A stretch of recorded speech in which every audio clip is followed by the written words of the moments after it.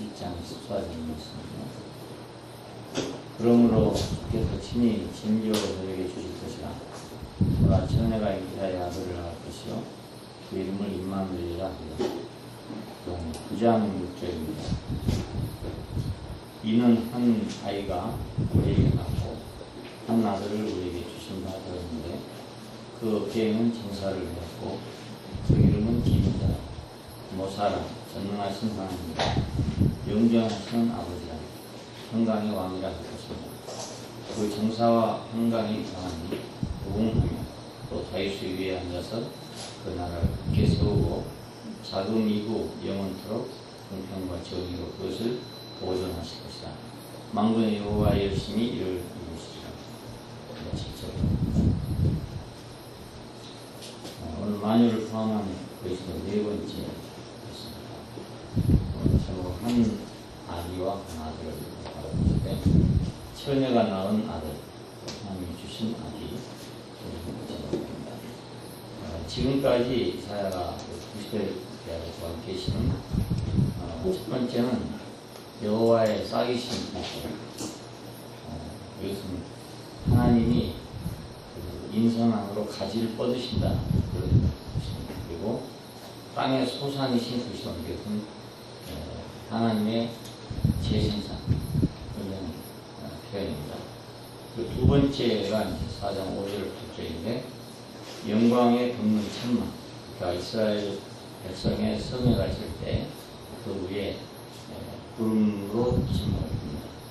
영광의 덮개라는 뜻입니다. 이것은 하나님 백성이 모일 때, 회중이 모일 때 하나님은 영광의 덮개가 되신다. 그리고 은혜의 보호하는 장막이다 하는 말이 나옵니다. 이것은 이스라엘 백성의 거처가 되신다. 그런 뜻입니다. 그리스도는 이스라엘 백성의 영광의 덮개가 되고 하나님의 거처가 되는 것입니다. 세 번째 6장 1절부터 10절의 말씀인데 이사야가 성전에 들어갔을 때 성전에 가득한 옷자를 만났죠. 이것은 섬기는 자의 미덕입니다. 섬기시는 그리스도의 미덕이죠. 이 미덕이 성전에 가득해 있을 때 영광의 상징인 연기가 성전에 가득해 있었고 거룩을 상징하는 서랍들이 거룩하다 하면서 서로 노래를 부르는 그런 모습을 보여주셨어요. 여기서 우리는 그 하나님을 섬기는 리더 안에 하나님은 나타났습니다. 그런 걸 봤습니다. 오늘 네 번째인데 7장 14절과 9장 6절에 있는 말씀. 처녀가 아들을 낳을 것이다. 하나님이 한 아들을 우리에게 주신 바가 됐다. 그 말씀. 이것을 다르게 표현하면 싹은 여호와의 싹입니다. 그러니까 여호와 자신이 싹처럼 가지처럼 이렇게 뻗어나신다 이런 뜻입니다. 인성을 통해서 뻗어나신다. 하늘에 그냥 계시는 게 아니고 뻗어나신다는 것이고 소산은 역시 여호와의 소산이니까 하나님이 하나님의 미랄로 땅에 떨어져 죽고 번식하는 모습을 상징하는 말이고 여호와의 천막이신 그리스도. 그것은 이스라엘 백성의 총회와 관계된 것입니다. 그리고 장막은 하나님의 거처와 관계된 것이고 또 옷자락 역시 마찬가지로 여호와의 옷자락이라고 할 수 있어요. 왜냐하면 하나님은 우리가 하나님이라고 우리가 정의할 수 있는 그런 입장이 되지 못해요. 우리 피조물이기 때문에 그분이 어떤 모습으로 드러날 때에만 우리는 이분이 하나님이구나 이렇게 아는 것이 하나님이라는 어떤 실체를 우리가 안다는 그거 하는 거죠. 오늘 말씀은 이제 여호와이신 아들이라고 하셨어요. 아들로 표현된 여호와, 그렇죠? 아기로 표현된 여호와, 바로 이렇게 표현된 하나님, 나타나신 하나님은 바로 그리스도입니다. 그러니까 점점 싹에서 소산으로, 순막에서 장막으로, 그리고 옷자락에서 아기로 이렇게 점점 더 우리와 더 구체적인 관계를 가진 그런 모습으로 하나님께서 나타나심을 볼 수 있죠. 옛적에는 하나님이 나타나셨다 그러면 불길이 나타난다든가 물길이 난다든가 이런 식으로 드러났죠. 여성과 범죄와 동력과 이런 식으로 드러났죠. 근데 그게 차차차 우리가 가까운 그런 모습으로 드러났습니다. 최종적으로는 결국 한 아기로 이렇게 드러났습니다. 임마누엘이신 예수 그리스도로 드러났다는 것은 그 임마누엘이신 그리스도가 바로 옛날로 말한다면 그게 바로 듣기둥이고 구름 기둥이죠. 여성과 병력이고 빽빽한 구름 속에서 이스라엘 백성을 불렀던 그 여호와 자신이고 그랬습니다. 그래서 우리는 이제 그 기독교 안에서 가장 중요한 계시가 오는데 처녀가 잉태하여 아들을 낳을 것이고 그것은 임마누엘이 할 것이다. 여기에 대해서 이제 많은 논란이 있습니다. 어떻게 처녀가 아들을 낳겠느냐? 한쪽에서는 하나님이 무엇을 못하겠느냐? 이런 식으로 논쟁이 벌어지고 있고 지금도 여전히 계속하고 있습니다. 우리는 이 사실에 대해서 왈가왈부 할 수 없고 이것을 기록한 사람은 분명히 어떤 뜻이 있기 때문에 이걸 기록했어요. 처녀의 아들은 무슨 뜻입니까? 사람의 아들이 아니라는 뜻입니다. 사람의 아들은 처녀에게 낳을 수 없잖아요. 처녀가 아들을 낳았다면 그것은 하나님 아들이지 사람의 아들이 아니다 하는 것이 이것이 이제 마태복음에 와서 예수님이 나셨을 때 이 말씀을 인용했습니다. 처녀가 잉태하여 아들을 낳을 것이요 임마누엘이라 했던 바로 이사야의 이 예언이 성취된 것이다. 이렇게 해석을 한 것입니다. 예수님을 볼 때 처녀가 낳은 아들을 보게 된 것이죠. 하나님 아들로 낳았다. 이런 말입니다. 그런데 낳기를 처녀에게서 낳았으니까 결국은 처녀는 또 사람이잖아요.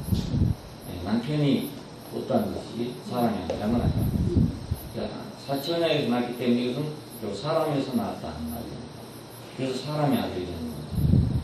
예수님 자신은 자기를 인자라고 표현했어요. 그것은 사람의 아들이라는 뜻입니다. 그러니까 사람들이 볼 때는 하나님 아들이었고 자신이 자기를 말할 때는 사람의 아들이었고 그렇습니다. 그래서 그 이름을 임마누엘이란다. 임마누엘은 하나님이 우리와 함께 계시답니다. 그러니까 하늘에 계신 하나님이 우리가 만질 수도 없고 볼 수도 없고 느낄 수도 없는 그 하나님이 사람을 통해서 나옴으로써 사람과 연합됐다. 하나님과 사람이 함께 있다. 임마누엘이다. 그래서 하나님의 아들이 사람의 아들로 나아졌다. 이 말은 그 하나님 사람이라는 뜻입니다. 하나님 사람. 그러니까 이 사람은 창조된 사람이 아니고 이것은 어떤 말하고 합성된 사람이죠. 하나님과 사람이 합해진 사람. 그러니까 오늘 우리가 이제 그리스도 안에서 거듭난 것도 마찬가지로 거듭난 사람은 창조된 사람이 아닙니다. 이것은 다시 난 사람이니까 첫 번째 사람은 창조된 사람이지만 두 번째 사람은 창조된 사람이 아니고 무엇과 연합된 사람이죠. 지금 우리가 사람이라고 말할 때 모두 다 창조된 사람을 놔두고 연합된 사람을 얘기합니다. 악한 자 이렇게 말할 때도 연합된 사람이죠. 원래 악한 자를 지어놓은 게 아니고 하나님 창조하실 때는 선한 자도 아니고 악한 자도 아닙니다. 단지 그릇에 불과했습니다. 그런데 거기 사탄이 들어감으로써 악한 자가 된 것이죠. 그래서 합성된 사람이죠. 사탄과 그 하나님 창조한 사람이 합해지니까 악한 자가 됐습니다. 그렇다면 하나님 창조한 사람과 또 하나님이 합해지면 그리스도가 되는 겁니다. 사람은 누구와 합하냐에 따라서 이렇게 되기도 하고 저렇게 되도록 지어진 그런 존재입니다. 합하기에 따라서. 자, 그러니까 이 임마누엘이 계시겠다는 사실은 이 사실이 명백해지는 거죠. 지금까지 있는 사람은 모두 사탄과 연합된 사람만 썼는데 하나님과 연합된 사람이 나왔다. 이거는 놀라운 그런 일입니다. 하나님과 연합된 사람. 이 사람이 결국 하나님 아들이고 하나님 사람이고 그렇죠. 자, 예수 그 사람은 누군가? 임마누엘이다. 우리가 그를 경험했을 때 그는 임마누엘이다 이렇게 경험한 것입니다. 하나님과 사람이 합해진 사람이구나. 사람은 사람인데 그 생명이 하나님이고 그런이 하나님이신 분이로구나. 이렇게 경험됐단 말이에요. 그리고 여호와 구원자가 됐죠. 그 이름을 예수라 하리라 그랬죠. 마태복음에서 보면 그 이름을 예수라 하리라. 창조되지 않는 사람이고 인성을 통해서 출생하신 하나님이다. 이렇게도 표현할 수 있어요. 하나님이 우리에게 오시려면 그냥 하늘에서 바로 오실 수 없다. 사람을 통해서 다시 출생돼야 우리 같은 사람이 될 수 있지. 통하지 않고는 출생할 수 없잖아요. 우리가 하나님을 직접 만나는 게 아닙니다. 그분이 무엇을 통해서 우리에게 나타날 때 그분을 만났죠. 마찬가지로 인격으로서의 그분을 만날 때는 그분은 출생해야 우리가 만나요. 예수님은 출생하신 하나님이라고 할 수 있어요. 인성을 통해서 출생하신 하나님이다. 하나님 성분이 인성을 통해서 나타났다 그 말입니다. 하늘에 계신 하나님이 없어졌다 이 말이 아니고 하나님의 신성이 육신을 통해서 인격이 됐다 그 말입니다. 결코 하나님이 없어져 버렸다 이런 말이 아닙니다. 예수님이 세상에 계셨을 때 하나님은 그럼 없었냐? 그게 아니고 그 하나님은 영원히 있었어요. 단지 우리가 만난 하나님은 예수였다 그 말입니다. 우리가 만난 하나님. 인성을 통해서 출생하신 하나님을 우리가 만난 것입니다. 자고로 하나님을 본 사람이 있지만은 아버지 품속에 있는 독생하신 하나님이 나타냈다. 우리가 만난 하나님은 언제든지 무엇을 통해서 드러날 때 만난 하나님. 모세가 만난 하나님도 사실 알고 보면 무엇을 통해서 나타나신 하나님 만난 거죠. 나는 여호와다 이렇게 말씀했을 때 모세는 무엇을 통해서 자기의 드러나신 그분을 보고 여호와라고 이렇게 말해야 되거든요. 우리는 항상 하늘에 계신 하나님 그냥 한다는 잘못된 생각을 가지고 있습니다. 절대로 누구도 그럴 사람은 아무도 없습니다. 인성을 통해서 나타날 때, 출생할 때 가장 우리에게 가깝게 오십니다. 도기둥으로나 구름기둥으로 오신 것이 아니라 인성을 통해서 왔으니까 가장 우리 가깝게 오신 하나님이죠. 인성을 통해서 출생하신 하나님이 그 하나님이 곧 구원자가 된다. 자, 왜 이 말이 나왔을까? 이것은 지금까지 애굽에서 출발할 때는 하늘에 계신 하나님이 그를 인도해 왔습니다.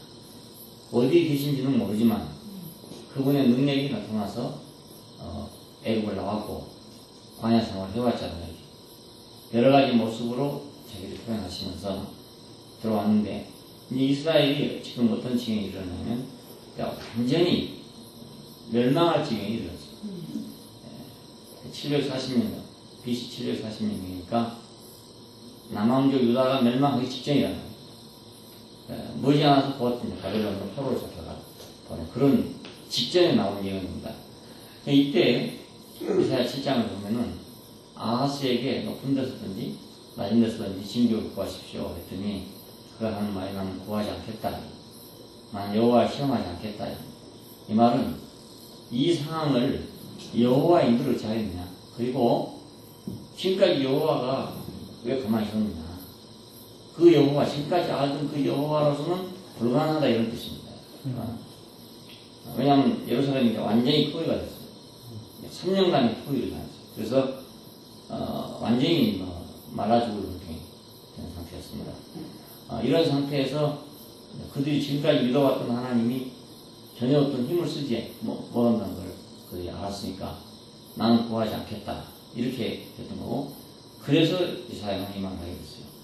처녀가 잉태하여 아들을 낳을 것이고 그 이름을 임마누엘이라는 것이다. 이 말은 하나님이 함께하는 사람이 나올 것이다 이런 뜻입니다. 하나님이 함께하는 사람이 나올 것이다. 문제는 하늘에 계신 하나님이 없어서가 지금 이스라엘이 망한 게 아니고 땅 위에서 하나님과 함께하는 사람이 없어서 지금 유다가 망하게 됐습니다. 망하게 된 거예요. 왕이 그런 왕이 없지요. 백성이 그런 백성이 없지요. 그래서 망하게 된 것입니다. 그러니까 하늘의 하나님은 언제든지 땅에 있는 그분의 몸을 통해서 드러나지 하늘에서 직접 하는 게 아니다 이겁니다. 왜 애굽에서 출애굽할 때 이스라엘 인도하던 그 하나님이 지금은 왜 인도하지 않겠느냐? 그것은 애굽에서 인도할 때는 모세가 있었으니까 그 하나님이 나타났지만은 지금은 모세 같은 사람이 없기 때문에 하나님이 하늘에 계시지만은 어떻게 할 수가 없다 이 말입니다. 무슨 도울 방법이 없어요. 그러니까 우리가 하나님에게 도와달라고 이렇게 구하는 거 많잖아요. 있는데 하나님이 도우시려면 그 도울 수 있는 무슨 형상이 있어야 된다고.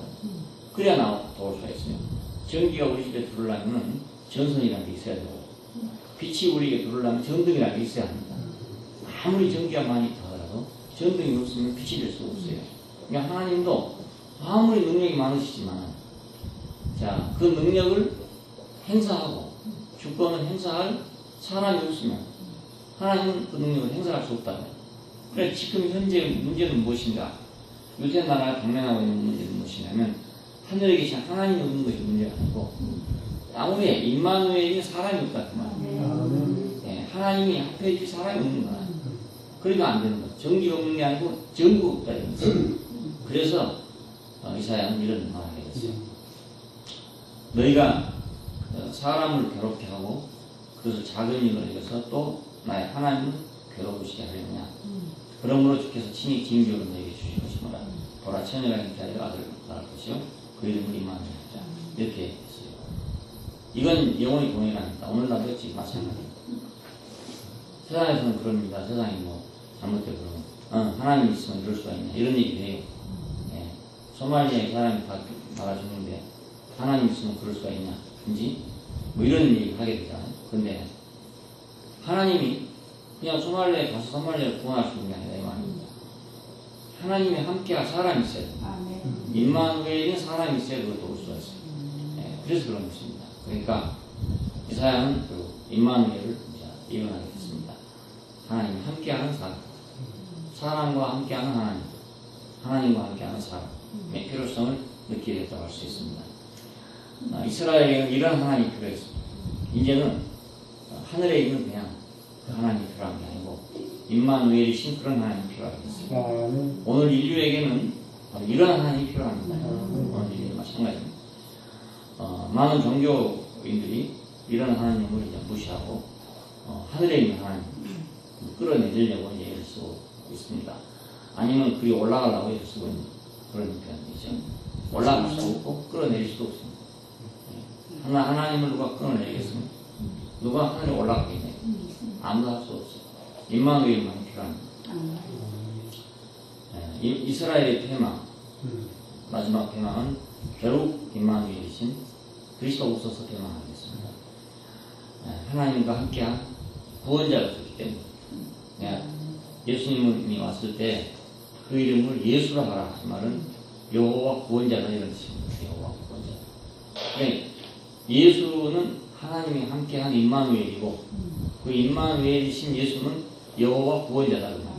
그러니까 하늘에 계신 여호와가 아니라 그 여호와의 구원자다. 그 말입니다. 네.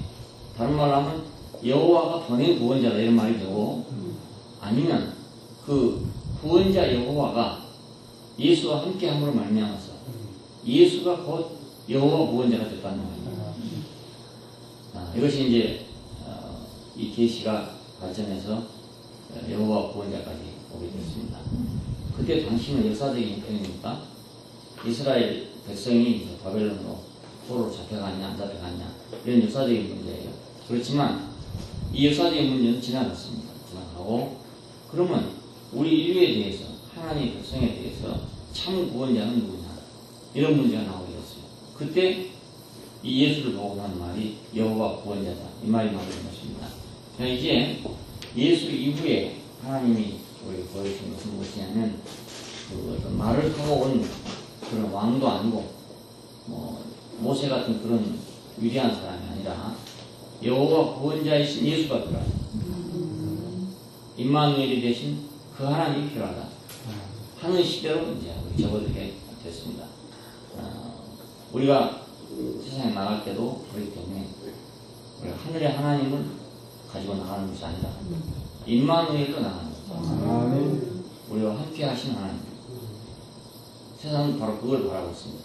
두 번째는 이제 하나님이 주신 아들이죠. 9장 6절에서 보니까 한 아기를 우리에게 낳고 한 아들을 우리 주신 바가 됐다. 근데 이 악이라는 말을 왜 썼냐면 이것은 자라난다는 의미입니다. 우리는 자라나잖아요. 지금은 작지만 자라난다. 그래서 여기 이사야 9장에 있는 말은 정사와 권세를 위한 그런 말입니다. 그럼 정사와 권세를 주관한다는 말은 왕이 된다는 말이 되는 거고 통치자가 된다는 말이 되는데 이 통치자는 자라난다는 뜻입니다. 자라난다. 아기를 쏟아 다윗이 위에 앉아서 그 나라를 크게 세우고 공평과 정의로 그것을 보존하실 것이다. 만군의 여호와 열심히 이루실 것이다 이겁니다. 그러한 이스라엘 백성에 주어진 예언들은 모두 다 그 시대적으로 주어진 예언이지만 성취되기는 시대적으로 성취된 것이 아니라 영적이고 실제적으로 성취가 됐어요. 그래서 인격적인 세계가 마지막에 이제 열려지게끔 그렇게 됐습니다. 한 예를 들면 이제 성전을 볼 때도 그것이 물질적인 성전으로 지어져서 하나님의 거처가 됐지만은 신약에 오면서 이 성전을 헐라 사흘 만에 다시 일으키겠다 했을 때 인격적인 성전으로 바꿔지게 되고 그 가나안 땅, 조상들에게 약속한 땅, 그 땅은 결국 무엇인가? 지금 저렇게 싸우고 있는 저 땅이 아니라 그리스도가 바로 그 땅이다. 이것이 이제 드러나게 됐어요. 그 땅 안에서만 영원한 평화가 있지 바데시 타인에서는 영원한 평화가 없다 이 말이에요.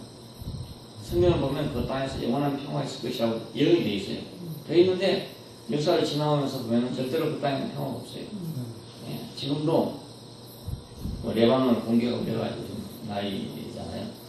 자기들은 지금 이제 무력으로 우세하고 경제적으로 우세하고 국제 정세에서 이로운 위치를 차지하고 있기 때문에 마구잡이로 막 이렇게 해야 되는 거예요. 그러나 언제까지 이렇게 할 수 있을 것인가? 그건 의문입니다. 왜냐하면 아랍 세계가 단결하지 못하니까 그렇지. 아랍 세계가 단결하기만 한다면 저 이스라엘 어떻게 견뎌내겠어요? 3억의 아랍 세계가 있는데 그러니까 자기들은 아무리 저렇게 해도 불안하죠. 안정될 수 없어요. 그 땅에는 영원히 평화가 없어요. 그리스도 안에만 평화가 있습니다. 이 아기는 결국 정사와 권세를 주신 자다. 기묘자의 묘사다 이랬는데 번역이 조금 어색하다. 기묘한 묘사다 이렇게 번역하는 게 좋다고. 왜냐하면 그 다음 구절들이 모두 수식어가 들어있어요. 전능하신 하나님, 영존하신 아버지, 평강의 왕 되어 있으니까 앞에도 기묘한 여자, 기묘한 모사 이렇게 번역하는 것이죠. 한 얘기가 나있습니다. 기묘한 모사, 그러니까 하나님이 주신 그 아기는 기묘한 모사가 되겠어요.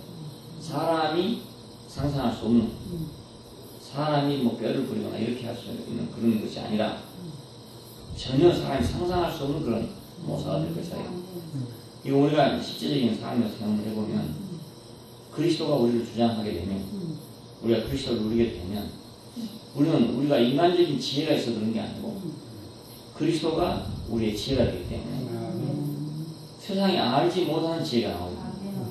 나도 알지 못하고 세상도 모르는 지혜가 나옵니다. 그래서 형통하게 된 걸 볼 수 있습니다. 기묘한 모사이기 때문에 전능하신 하나님이다. 이건 능하신 그런 신과 같다 이런 뜻입니다. 이것이 창세기 1장 1절에 나오는 그 엘로힘이라는 말하고 다르고 이것은 엘이라는 말인데 이건 신이라는 뜻이거든요. 그냥 신. 그러니까 전능한 신, 사람인데도 불구하고 전능한 신이 되는 거예요. 사람인데 분명히 사람인데도 그 하나님이 그 안에 있기 때문에 그 전능한 자가 된다 그 말입니다. 신과 같이 된다 이 말이죠. 지금. 그리고 영존하신 아버지라는 말은 영존하신 근원이라는 뜻입니다. 그래서 우리가 그리스도 안에 있는 사람은 영원한 근원 안에 있는 사람입니다. 영원한 근원 안에 있는 사람. 그래서 뿌리가 있고 기본이 있고 근원이 있는 사람. 우리가 세상을 보면 사람이 되게 거창해요. 거창하지만 자세히 보면 뿌리가 없어요. 근원이 없습니다. 그런데 하나님의 사람을 보면 별거 아닌 것 같은데도 그 다음 깊은 뿌리가 들어있죠. 뿌리 깊은 나무처럼. 나무는 뿌리가 깊어야 오래 살고 사람은 그 근원이 깊어야 그래야 영원하게 되고 영원한 삶을 살게 됩니다. 영존하시는 아버지라 이끌어온 받을 것이다. 예수님께서는 요한복음 10장에 보면은 나와 아버지는 하나다 이런 말을 하셨어요. 어떻게 사람이 돼가지고 지가 하나님 하나 하냐 동등이라 하냐 이래가지고 이제 죽이려고 했던 것입니다. 근데 그 하나님이 주신 아들 그리스도는 아버지와 하나다. 그냥 그 근원 깊은 데는 어디냐면 하나님이거든요. 우리의 근원은 하나님입니다. 그러면 우리가 그 근원 안에서 있는 사람이라면 우리가 하나님 안에 있는 사람입니다. 내가 아버지 안에 아버지가 내 안에 그 사람이 되는 거예요. 그래서 나와 아버지 하나다 하는 말씀을 하시게 됐습니다. 평강의 왕이라 할 것이다. 그것은 우리가 그리스도가 우리의 누림이 되게 되면 우리는 자연히 평강을 주장하는 사람이 되죠. 우리가 있는 곳은 다 평안해져요. 내가 가는 곳이 다 평안해지고 내가 사는 곳이 우리가 사는 곳이 평안한 곳이 되게 됩니다. 평강을 주장하는 사람이다. 세상은 왜 싸우느냐? 그것은 그리스도가 없기 때문에 싸우는 거지. 왜 분쟁하느냐? 그리스도가 없기 때문에 분쟁합니다. 정사와 권세를 위한 이런 왕이 올 것이다 이런 말인데 이걸 꼭 이제 이스라엘 사람들은 다윗과 같은 왕이 올 것이다 이렇게 해석을 했어요. 그리고 초대교회 사도들은 예수 그리스도가 바로 이 사람이다 이렇게 해석을 하게 됐습니다. 근데 예수만이 그런 게 아니고 이제 와서 보면은 우리는 누구든지 그리스도 안에 있으면 그리스도를 누리게 되면 바로 이와 같은 현상이 벌어집니다. 네, 누구든지. 자, 그리고 독생자를 주심으로 해서 이제 성취가 됐습니다. 여기 아들을 주셨다 그랬는데 요한복음 3장 16절에 보면 독생자를 주었다 그렇게 되어 있잖아요. 독생자를 주었다. 이 독생자가 바로 누구냐면 아들입니다. 여기 있는 아들입니다. 네, 독생자를 주셨으니 누구든지 저를 믿는 자마다 영생을 얻게 하려 하십니다. 그 영생의 뭔가 거의 기묘자, 기묘한 모사, 전능한 하나님, 영존하시는 아버지, 평강의 왕, 이 모두 다 영생이라고 합니다. 영생이 다른 게 아니고 그러니까 영생을 얻게 하려 한다. 독생자가 있으면 우리가 독생자를 선물로 받아서 독생자가 우리 인생을 주관하게 되면 우리는 영생을 얻는 것이다. 기묘한 모사를 얻는 것이며 전능한 하나님을 얻는 것이고 영존하시는 아버지를 얻는 것이고 평강의 왕을 얻는 거다 이거죠. 역사적 세계에서 이제 완전히 실제의 세계로 생명의 세계로 이렇게 지금 넘어왔다는 걸 볼 수 있어요. 근데 아직도 이제 많은 사람들이 역사에 의해가지고 성경을 지금 역사적으로 해석하려고 그렇게 애를 쓰고 있는 겁니다. 그러니까 이스라엘이 저런 짓을 하고 있는 걸 봐도 대부분의 많은 기독교인들 저건 당연하다고 생각하고 있고 하나님의 말씀대로 이루어지라고 생각합니다. 이렇게 생각하고 있는 거죠. 네, 절대로 그렇게 될 수가 없어요. 저것은 하나님의 말씀을 오해했기 때문에 잘못 받아들였기 때문에 저리 돌렸습니다. 독생자를 주셨다. 우리가 예수를 믿는다. 예수를 받아들인다 하는 것은 그냥 간단한 문제가 아니고 단순한 문제가 아니고 여기 이사야 9장 6절에 나오는 이 사람을 받아들이는 것입니다. 이 사람을 생명으로 받아들이는 것이고 이분이 우리의 주권자가 되는 것이기 때문에 이 안에 있는 그 누림이라는 것은 무궁하고 이 안에 있는 것은 하나님이 우리와 함께 하신 임마누엘 안에 있는 그런 누림이죠. 임마누엘이라는 것.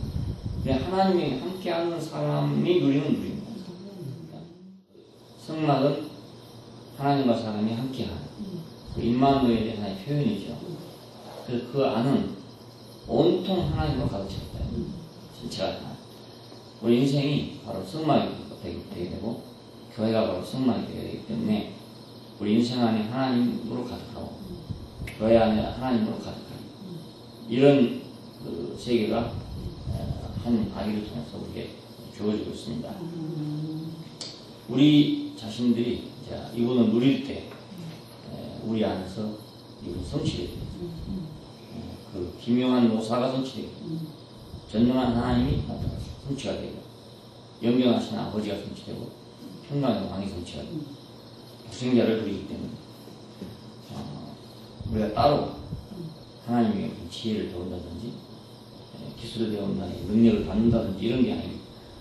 어떤 사람들은 지금도 이제 하나님의 지혜를 달라고 구하는 사람도 있고 능력을 구하는 사람도 있고 그래요. 지혜나 능력이 따로 있는 것이 아니고 임마누엘이 될 때 그것이 바로 지혜입니다. 임마누엘이 될 때 그것이 바로 능력이다. 임마누엘, 하나님의 영원한 목표는 결국 하나님이 우리와 함께하는 것. 그것이 하나님의 영원한 목표입니다. 우리를 왜 그릇으로 지었는가? 그분 자신을 우리의 내용으로 담기 위해서 우리 그릇으로 지었어요. 왜 우리를 흙으로 지었는가? 그분 자신을 씨로 뿌리기 위해서 우리를 흙으로 지었어요. 왜 우리를 여자의 후손으로 낳게 하려 합니다. 역시 그분의 씨를 우리한테 주시려고 그래서 여자의 후손이 되겠어요. 그러니까 사람을 제외한 하나님 더 있을 수 없고 하나님을 제외한 인간도 있을 수 없어요. 하나님을 제외한 인간은 빈병입니다. 무엇을 해도 빈병입니다. 그리고 그 하나님이 거기 들어가지 않게 되면 다른 병이 들어가죠. 오만 작동생이가 들어간 그런 병이 되고 창조의 목적에서 이탈된 그런 인간이 되기 때문에 이것이 바로 저주 상태에 놓이는 그런 인간입니다. 밭에다가 곡식을 심기 위해서 잘 일궈놓은 밭인데 씨를 안 뿌려보세요. 금방 그것은 그냥 잡초밭이 돼가지고 황무지가 되고 막. 근데 그 씨를 거부하고 있는 사람들이 있죠. 지금도 씨를 거부하고 밭 그것 자체가 무슨 보화라고 이렇게 생각하고 있어요. 밭을 계속 일구죠. 밭만 계속 일구죠. 아무 열매도 나오죠. 밭은 씨가 있어야만 열매가 나오죠. 우리 인생은 빈 그릇이 사암혼이다. 흙으로 지으시고 생기를 불어넣으시니까 사암혼이 있다고 했지. 영이 된 게 아니라 우리 안에 무슨 빛이 있고 우리 안에 무슨 생명이 있고 우리 안에 무슨 신성이 있고 그런 게 아니다. 이 문제가 아주 철저하게 중요한 문제. 가령 불교에서는 사람 속에 아예 그 있다는 빛이 있고 그 아주 씨가 있고 생명이 있다는 단지 가려져 있어서 단지 껍데기 가려져 있어서 안 나타나고 있는 거니까 껍데기만 벗기면 다 나온다. 그 자기가 하나님이라고 말이죠. 씨는 하나님이죠. 사람은 씨가 될 수가 없어요. 하나님이 없으니까 내가 씨겠지. 하나님이 있다면 사람이 씨일 수가 없잖아요. 주인이 있다면 내가 주인일 수 없잖아요. 주인을 거부하는 거죠. 말하면 자기를 지으신 창조자를 거부하고 있고 자기를 관리하는 주인을 거부하고 있어요. 자기 생명이 된 씨를 지금 거부하고 자기가 스스로 생명이라고 생각하고 있는 거예요. 이것이 바로 타락이고 이것이 거역이고 그래요. 하나님에 대한 거역이죠. 왜냐하면 밭이 씨를 거부한다면 그게 거역 아닙니까? 씨 없는 밭, 씨가 없는 밭. 그건 결국 사탄이 씨를 뿌릴 수밖에 없어요. 하나님이 씨가 안 되면 사탄이 씨가 될 수밖에 없어요. 자기가 씨가 아니고 사실은 사탄이 씨라는 거예요. 근데 그걸 모르고 자기가 씨라고 생각하는 거예요. 자기가 씨. 임마누엘을 위해서 동정녀에게 낳았습니다. 사람, 여자에서 낳은 이유는 임마누엘 뜻이기 위해서. 인성과 결합하기 위해서 여자에서 낳았다. 정사와 권세를 주관하기 위해서 우리에게 한 아기를 주신 바가 됐습니다. 그리스도는 우리의 본기시입니다. 우리의 본기시 되신 하나님이죠. 하나님을 우리가 하나님대로 그냥 원형대로 볼 수 있는 게 아니고 우리는 임마누엘이신 그 아들을 통해서 정사와 권세를 주관하는 아기로서 우리가 그분을 누리는 거지 하나님이라는 어떤 실체가 따로 누려질 수 없다 이 말입니다. 우리의 본기신 하나님 자신. 왜 예수는 중요한가?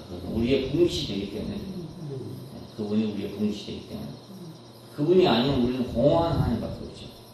공허한 하나님밖에 없고 우리가 공허한 하나님 만날 수가 없는 거예요. 그분을 통해서 우리가 그 공허하던 하나님이 실제 하나님이 되는 거예요. 그러니까 그분이 오심을 인해 가지고 하늘의 씨가 우리에게 떨어져 오게 되고 우리는 그분의 몸이 돼서 그분을 표현하는 사람이 되게 됩니다. 임마누엘 하나님, 정사와 권세의 하나님 전부 다 사람을 통해서 왔어요. 그렇다고 해서 사람이 곧 하나님 아니란 말이에요. 이 구별이 안 돼가지고 헤매는 사람들이 있는 것 같아요. 하나님이 우리와 함께 계신다고 그래서 내가 하나님이 된 것도 아니고 또 내 속에 원래 하나님이 있어 그런 게 아니라 우리는 창조될 때 우리는 신이 아니고 우리는 피조물이고 우리 안에 생명이 있는 게 아니고 우리는 단지 혼에 불과하다 이거죠. 생명은 그분에게 속해 있는 거니까 우리는 그분과 연합이 돼서 비로소 임마누엘 하나님이 되는 거예요. 예수를 보고 왜 하나님이라 했는가? 그것은 그 임마누엘 하나님이라는 뜻이지 결코 천상에 있는 하나님이라는 뜻이 아니에요. 그래서 사람들은 임마누엘을 모르기 때문에 천상에 있는 하나님이라는 줄 알고 그걸 기뻐하게 된 것입니다. 또 오늘 우리 보고도 사람들이 근황한 이유가 바로 그것이잖아요. 우리가 천상에 있는 하나님이라는 줄 알고 사람들이 우리 보고 이제 무서운 사람들이다 이렇게 생각할 수 있고 천상에 있는 하나님이 아니고 임마누엘 하나님 우리와 함께 계십니다. 이 하나님이 결국 정사와 권세를 주관합니다. 우리 계시록 마지막에도 보면 이제 하늘의 정사와 권세를 누가 주관하냐? 어린 양이 주관하는 거예요. 보좌에 앉으신 자는 어린 양이거든요. 그 어린 양이 누구냐? 임마누엘이지. 그러니까 땅 위에 있어서 땅의 정사와 권세를 누가 주관하냐? 하늘에서 신이 주관하는 게 아니고 땅 위에 있는 임마누엘 신 주님이 주관합니다. 땅 위에 있는 임마누엘 신 하나님이 주관합니다. 임마누엘 신 하나님은 또 사람이죠. 임마누엘 신 하나님이니까 하늘에 있는 신이 아니고 임마누엘 신 하나님. 우리에게 한 아기로 주신 하나님, 한 아들로 우리에게 주신 하나님. 그 하나님이 땅을 주관하고 그 하나님이 땅을 통치하게 된다.